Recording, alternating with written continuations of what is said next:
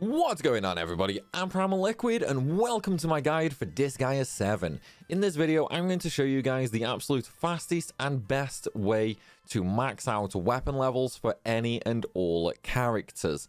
Now, why should you do this? Firstly, the higher your level for weapons and armor means you gain more stats from that piece of equipment.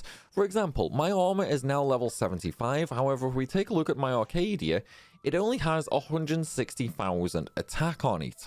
However, it is giving me 1.4 million attack. Now, a few other things do play into this. For example, the properties on the weapon and, the shared equipment bonus and so on and so forth. However, with a 100 armor level, the stats I gain from that Arcadia will be tripled. When it comes to weapons, however, there's another advantage, and that is you unlock weapon skills. Now, there are two ways to have weapon skills in Disgaea 7. The first is via leveling the weapons themselves, and the second is some weapons that can spawn with the skill on. For example, this sword right here has the 4th sword skill innately on it. That means if my sword skill is level 1, I can use this skill straight away by equipping this sword. However, if I don't have that skill on a weapon, I can still use it if my weapon level is high enough to have the skill unlocked normally. So, how exactly do we max out weapons as quickly as possible? Well, firstly, look at my axe and armor level. It is 87 and 75. Now I am just going to defend and we're going to end the turn. Watch what happens here.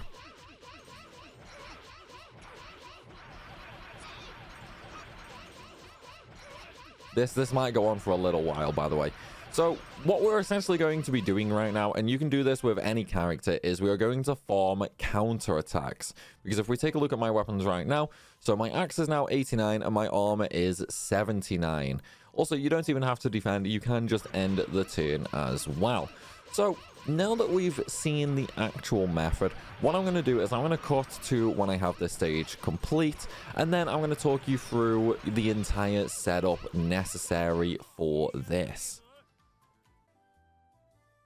Okay, so what is the setup we are going to be using?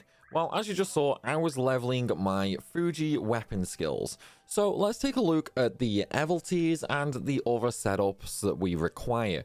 So first of all, when it comes to abilities, okay, you can ignore all of the main character abilities. These do not matter at all. It doesn't matter what class you are on. These are not going to impact this, okay? What we do need, however, is a few very specific ones. What I will say as well is the abilities that increase your weapon rank to S rank are beneficial, as you will earn more EXP the higher the rank. So for example, S will give the highest, A will give a little bit less, and something like D rank will be the slowest to level. So these are beneficial if you want to throw them on, but they are not required. These are entirely optional. The main important ones that we want are these 4, okay? So what we have right here is we have Take It Easy.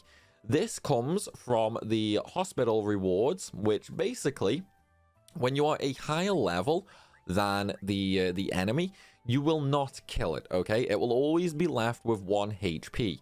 This way, we just ensure that the enemy won't die and we can keep on and on and on counter-attacking, basically. And obviously, the more we hit things, the more weapon EXP we actually level. The next one, okay, is this one right here. This is counterattacks. So with this one, you will always counterattack when you are defending, basically. So what this means is when you defend on your turn, whenever you get hit, you will always counterattack the enemy that actually hit you. However, this is only up to 20 times, so it does have a little bit of a limit, but it's still pretty good. Now, this one comes from the Heavy Knight, okay? So once you start mastering Heavy Knight, you can then learn this skill as well. Next up, we have Retribution, which is basically from the Fighter class, and it will simply increase your counterattacks by 2. So as you can see on the right hand side there, my Fuji does have 12 normal counterattacks, 10 are just from him, and 2 are from this as well. And then last but not least, we have this one, which is Forced Counter. What this does is it basically forces the target unit to counterattack. So whenever we hit anything, it will always counterattack us up to a maximum of 20 times. So with this setup, we are getting the absolute most possible hits we can get whenever we attack or are attacked. Now let's look at equipment. And believe it or not, equipment does not matter other than one thing, okay? You want attack range. As much attack range as you can possibly get. So as you can see, each of my equipment here gives +1. However, my sword does give +2. And of course, you know, you can change to fists, spears, bows, and so on and so forth. Also, just remember, you can increase the attack range of your equipment by going to the item world NPC and passing a bill on the item, which increases the attack range. This is super easy to do, and you can do this on all of your equipment if you want to. It's really, really cheap, and as you can see, I have like nearly 400 million points for the item world bills. Super easy to farm. I do have a video on that, so be sure to check that out if you want to see. But we've now talked about equipment and abilities. What else do we need to do? So first of all, you want to go to the cheat shop and put all of your CP into weapon skills, okay? Put every single point you can into weapon skills, just so we are as efficient as possible with this. Don't worry about enemy stars, they do not matter at all for this method. Remember, we are not killing anything anyway, so we don't actually need to worry about that. Likewise, you don't need to worry what squad you are in either, as it does not matter. So once you've got your abilities equipped on the character that you want to level, also you can do multiple characters at once if you really want to. But again, you are going to need quite a few ability slots. So if I just take these two off right here, you are going to need 13 slots. What this means, though, is you can actually do this with any character as long as they are max level, okay? As long as they are max level, you can do this method with them. It just might be a little slower if they do not have S rank. Once you've done that, we are going to go to the normal world, okay? You don't have to do this in Carnage world. Carnage does not increase the efficiency with this in any way possible. So the normal world is perfectly fine. We are going to go to mission 12.5, okay? The reason we are going to 12.5 is, as you saw at the start of this video, the yellow geo symbols on the floor, which, if we look right here, is a always counter geo symbol. What I will say, though, is do not use this area right here, as some of the mobs do have quite big AoE skills, and every time I've tried it on this area, even standing all the way down here, the geo symbol will get destroyed, and you do not want that to happen. Yes, you could use a character to lift it, but that's just kind of slow in my opinion.